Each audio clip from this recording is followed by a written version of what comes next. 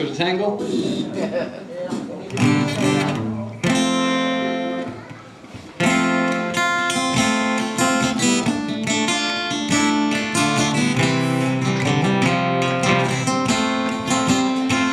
Come all ye sons of Merasheen and listen to my tale concerning people you may know lived in Placentia Bay. Concerning people you may know live by land and sea. On a little island in my past that still is dear to me. 'Twas on the rocks of Merasheen they lived, now so they said, and sailed out on the stormy seas to earn their daily bread. From Master's Point to Charlie's Rock, those grounds they knew so well. As they cast their nets into the depths beneath the rising swell, sure as southwest breeze one bright May morn still carries through to me the strong sweet smell from the tan pot well is in my memory, while bars of twine on the fence reline as the sun sinks neath the hill. That scent alone brings me back home, and I'm sure it ever will. As I walk around that little town that I proudly still call home, o'er hills and fields, sure the seagull reels and sings its bitter scorn, while the white-haired man down by the sand as he stares out on the bay, as he waits in vain to see again the loved ones gone away. For they left a life that served them well to seek a better way, yet knowing deep within their hearts there soon would come a day when the things they sought were all for naught, and with saddened hearts they'd say, I want to go back to Merasheen and there forever stay. And now my song is to a close, I have no more to say, but I pray to God that we will meet in Merasheen someday, and we'll stand out on the ragged point and gaze out on the bay, as we wait in vain to see again our loved ones gone away, as we wait in vain to see again our loved ones gone away.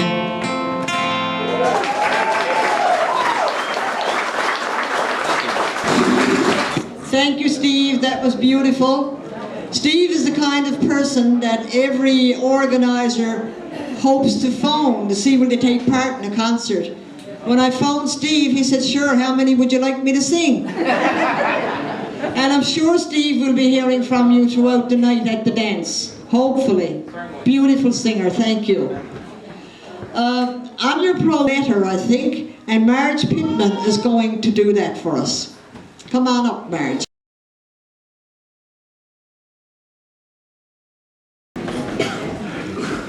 This is a letter that Madonna Liguori wrote to me when she sent me a birthday card. Dear Marjorie, how are you? I am fine. Girl, here it is, another year and another birthday, and trying to find the right birthday card for you. So I went over to Mrs. Hickey's, and they were gone out to Toslow. So then I went up to my ma's, and the only card she had hen shit on it. So I went down to Sis Hoolan's, and Tom was gone in the woods, and he took the key with him. So up I went to the point up to Jack Barry's, and all he had were mass cards. So then I went to Paddy Jim's, and all he had were sympathy cards. So I went over to Dora's, and she was closed for the day. So I only had one place left to go, and that was the co-op store. And they had all kinds of cards. There were cards there for New Year's Day, cards for Valentine's Day, cards for Paddy's Day, Easter cards, Mother's Day cards, Father's Day cards, even cards for July Drive, Lady Day cards, Labor Day cards, Thanksgiving cards, and cards for the souls in purgatory. Christmas cards. And then as I was looking through them, I heard them sing out, "Shop closes in 5 minutes because of the Shop Act." So I grabbed this one, and I hope you like it.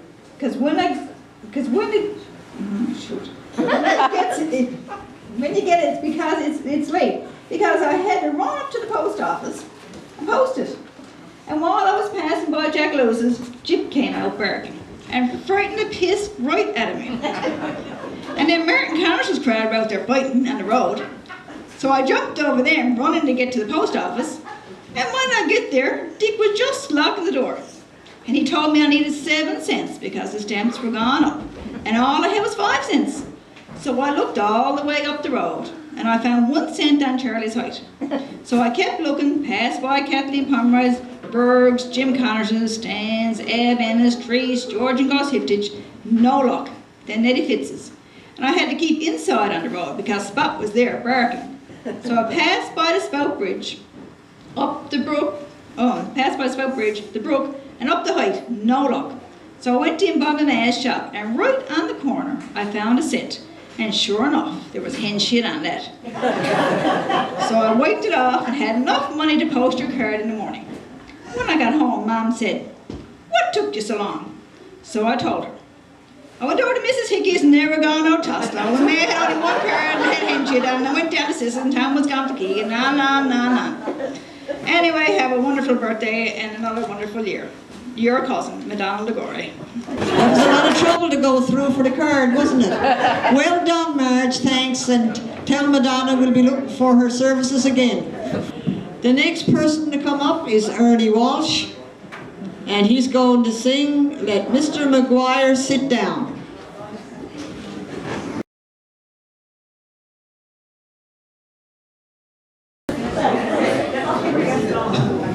Oh, my name is Mick Maguire, and I'll quickly tell to you of a pretty maid I adore, named Katie Donahue.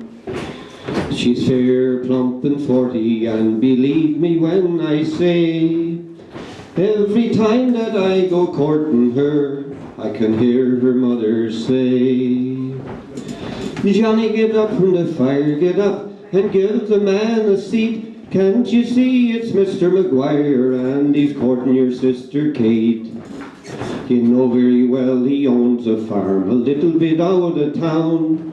Will you get up at it, dear, and be taking the air and let Mr. Maguire sit down?" Well, the first time that I met her, 'twas at the Pattern in Trolley, when I asked her very kindly if she'd dance a step with me. She wanted to know if I'd see her home and with her have some tea. And as soon as we got inside the door, I could hear her mother say, "Johnny, get up from the fire, get up and give the man a seat. Can't you see it's Mr. Maguire and he's courting your sister Kate? You know very well he owns a farm a little bit out of town. Will you get up at it, dear, and be taking the air and let Mr. Maguire sit down?" Well, I asked her for to marry and become my darling bride, and she agreed to tie the knot at the next Strove Tide. Now, for a few of you who may not know what Strove Tide is, that's the 3-day period before Lent, or before Ash Wednesday. When we're settled away in our little love nest, we'll have currant cake and tea. Sure, we'll ask her mother to visit us. I imagine I'll hear her say, Johnny, get up from the fire, get up, and give the man a seat. Can't you see it's Mr. McGuire, and he's courting your sister Kate? You know very well he owns a farm a little bit out of town. Will you get up at it, dear, and be taking the air, and let Mr. McGuire sit down? Oh, but now that we are married, her mother's changed her mind, just because I spent the legacy her father left behind. She doesn't have the decency to give me the time of day. Now whenever I go to her door, I can hear the old woman say, Johnny, come up to the fire, come up, you're sitting in the draught. Can't you see it's Al McGuire, and he nearly drives me daft.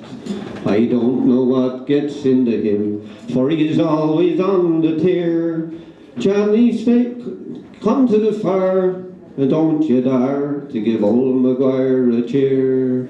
Johnny, come up to the fire, come up, and you're sitting in the draught. Can't you see it's Al McGuire, and he nearly drives me daft. I don't know what gets into him, for he's always on the tear. Johnny, stay where you are, and don't you dare to give old McGuire a cheer. Thank you, Ernie. A great job as usual. We enjoyed it immensely. I think because my son is supposed to come up next, is it? Let's have a look. Yes, Jason Council, Free in the Harbour.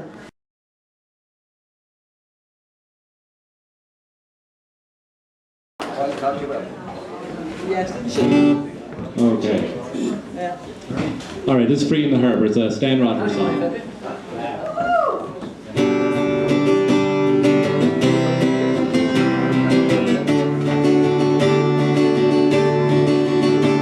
It's blackfish at play in Hermitage Bay, from push through across to Boss Island. They broach and they spout, and they lift their flukes out, and they wave to a town that is dying. Now it's many the folks that have plied on the phone, hauling away, but there's many more fellows been leaving their homes where the whales make free in the harbour.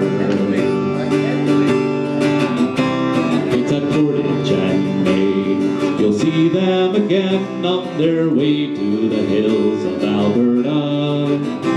With lopsided grins, they waggle their chins and they brag of the waves they'll be earning. Then it's quick, pull the line, boys, and get the tool out. Haul it away, but just 2 years ago you could hear the same shout where the whales make free in the harbour. Free in the harbour.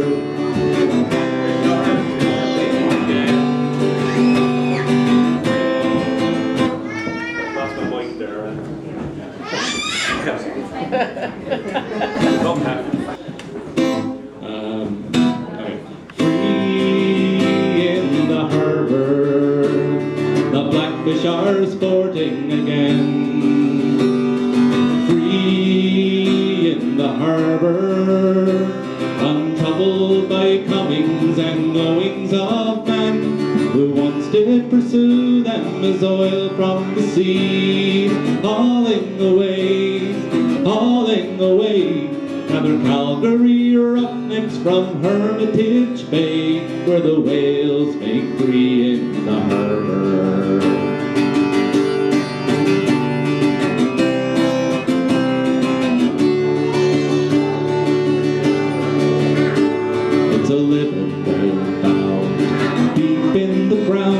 And if there's doubts, it's best they ignore them, nor think on the bones, the crosses and stones of their fathers that came there before them. In the taverns of Bedmonton, fishermen shout, hauling away, they left 300 years buried up by the bay, where the whales make free in the harbor. Free in the harbor, the blackfish are sporting again. Free in the harbor, untroubled by comings and goings of men. Who wants to pursue them as oil from the sea? Hauling away, now they're Calgary roughnecks from Hermitage Bay, where the whales make free in the harbor. Free in the harbor.